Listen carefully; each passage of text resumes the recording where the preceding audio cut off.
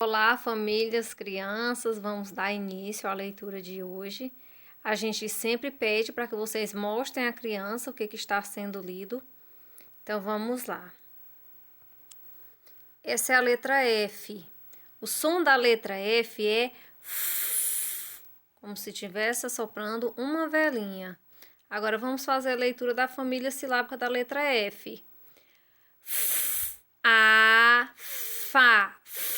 É, fé, I, fi, o, fó, u, fu, u, fão. Essa é a letra G. O som da letra G é G. G, A, G. G, O, Go, G, U, Gu, G, An, U, Gão. Essa é a letra J. O som da letra J é J.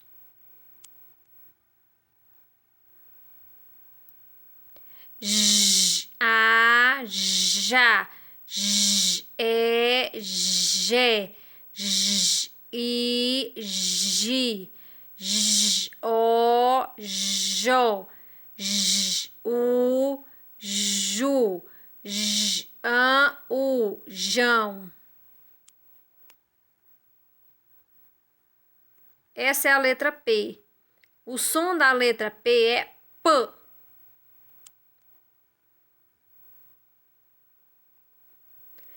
P, A, pá.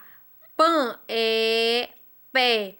P, I, pi. P, O, pó. P, U, pu. Pã, An, U, pão.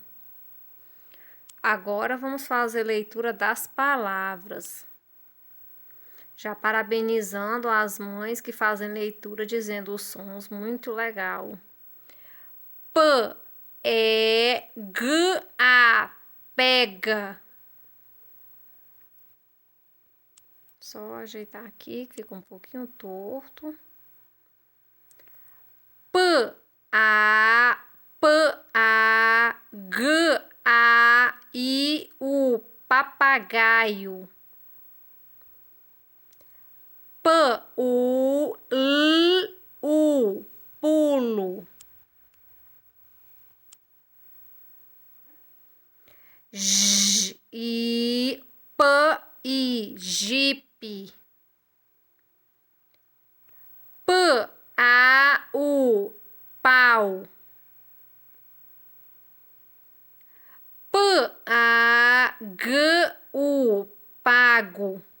Agora é a vez de vocês.